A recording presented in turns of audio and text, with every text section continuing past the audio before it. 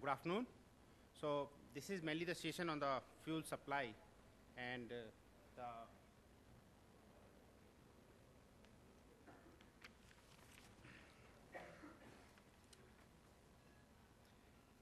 main issues about the fuel supply issues. Fuel supply issues, the most and far most important issue is about the availability, gas availability scenario. I am from Directorate General of Hydrocarbons. Directorate General of Hydrocarbons under Ministry of Petroleum and Natural Gas. We monitor all the production sharing contract, the regime in which the exploration and development activities into the country is going in the present sector, as well as the nomination regimes in which the national oil companies who were doing the exploration work in the previous years, they are producing oil and gas from the sector, how this oil and gas is being produced, how much is expected, and how much will be coming in the coming time. What are the pricing regime, various pricing regime, how they are being controlled, and what are the recent development in those areas. We all are aware that growth in the primary energy demand, if we compare of the world, we are, after China, we are amongst one of the best. Like after the China, India is growing at the faster rate. If we take the total growth over the period of 2 decades, then almost 1/3 of the increase, India is a major contributor for that growth. Since this is a gas conference, I will be concentrating myself over the gas. And if we see the total contribution in the gas consumption after China, again we are amongst one of the highest producer, one of the highest consumer, who will be contributing approximately more than 180 MMSCM, 180 million ton BCM of the gas over a period of time. How this gas will be met? Because we all know that domestically the limited resources are limited. Whatever the resources we were thinking, they are also diminishing. The oil aging fields of ONGC and Oil India Limited in the national oil companies, they are also at the verge of declining. So somewhere the source is to be met. And as we can see that if the gas is to be met, the first thing is the LNG. LNG demand will increase over a period of time. And we can see from the next slide that after South Korea and Japan and Taiwan, which are today are the biggest consumer of the LNG and to the tune of 70 MMTPA in Japan, but they will be growing highly in the over a period of time in the next 2 decades at 1% or 2% or 0.1% in case of South Korea. But for the India, we will be growing the demand for the LNG approximately at the rate of 13% over a period of time. In our energy mix also, if we see over a period of time from now till the year 2020-2030, we will be growing at a faster pace, and this natural gas will be making approximately 20% contribution in the total gas mix, total energy mix. And approximately 200 BCM of the gas will be required somewhere around 2030 by the end year 2030. And this gas demand into our country is also somehow price sensitive. Like how much the price can be paid for that gas, how much can be consumed, and that will define how this growth will contribute for the gas, total gas demand and supply. It will be increasing at around 6% as has been anticipated. But if the price limits to approximately $10 to 15 per MMBTU, then another 4% will be coming up for the natural gas demand. And some of the scenarios, like they will be converting to the gas. If the policy changes for the fertilizers and the gas, and they are given like the kind of the market pricing for the gas, and maybe some subsidies from the government or some other mode for compensating the remaining period, then approximately 3% more additional gas demand will be met. Altogether, if the gas cannot be met from the indigenous sources, then LNG also, as we are knowing that today we are having the regasification capacity of approximately 15 million ton per annum, this is going to be increased approximately 48 million per annum in the year 2016-17. And this will be further growing if the indigenous gas supply could not be met. But how this indigenous gas supply scenario into the country is? This is more important and more important for the policy makers as well as for the government to look into, that today we have approximately conventional resources of 206 billion barrel, out of which only 72 billion barrels have been converted to the reserves. So there is a huge gap. Only 35% of the total resources have been so far converted into the in-place reserves.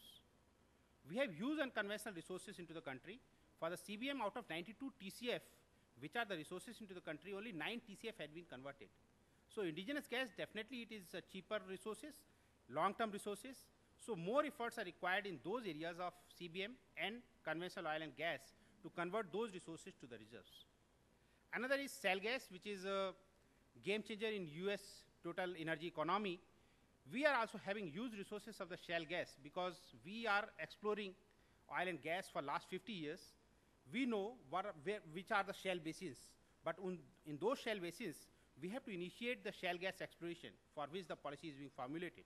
So this is another resources where we have to tap in a longer way so that some indigenous resources can be found out over a period of time.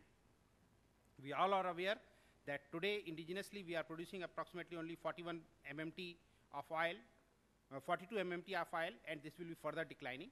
In the gas also the scenario is not very, like it's grimming.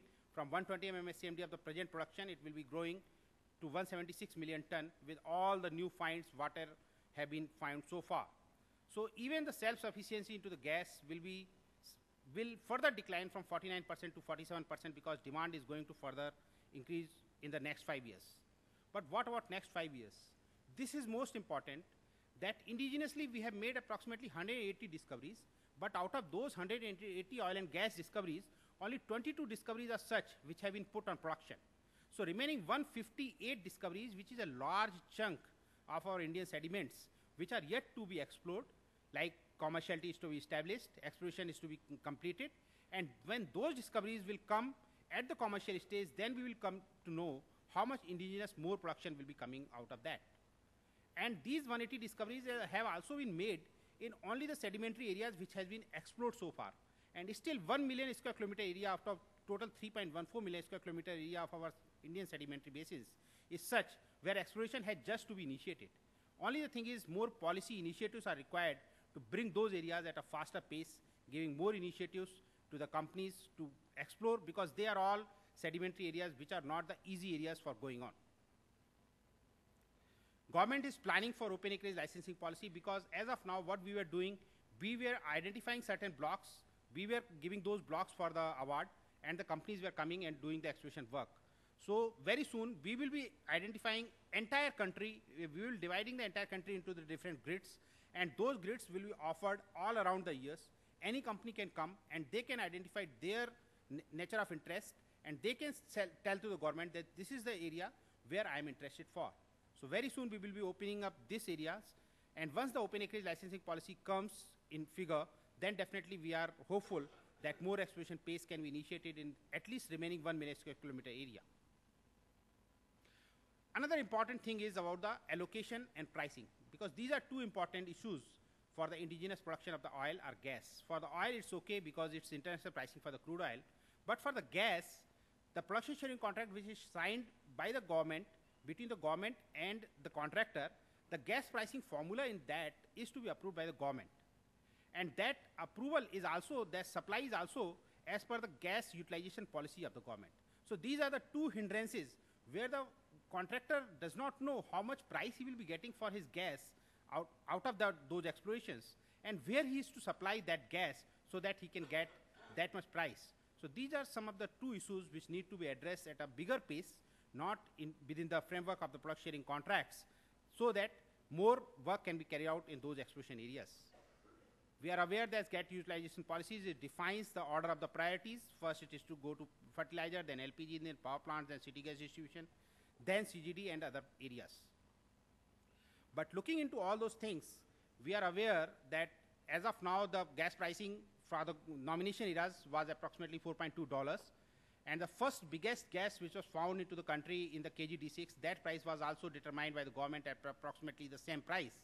But recently, Rangarajan Committee, that was set up to look into the product sharing contracts, and they have submitted their recommendations that there should be competitive domestic gas pricing, which is not currently existing into the country. So they suggested that the country's total production should be priced by taking the average of Henry Hub price of US, National Balancing Point price of UK, netback price sources of Japan, and netback price of Indian LNG. These are the four things, because in any case, the gas which is coming here for, and you are buying that gas in the form of LNG, if it is not available from the government sources, then definitely you are paying that price to that. So based on taking these things into the consideration, the price comes approximately $8.4 from the next year, that is 2014. That is also subject to like what will be the netback price for Japan and what will be the netback price for Indian LNG, because presently Indian LNG is approximately $12 to $14. If it further increases, then that gas price can also be increased further. But that is sure that future gas, whatever will be available, will definitely be available at a cost which the market determines. The most important is that there are huge investment opportunities, and investment are required, are bound to happen, and most of those investment are not in oil and gas or coal, but they are in the power generation. Approximately $1,000 billion will be invested over a period of time.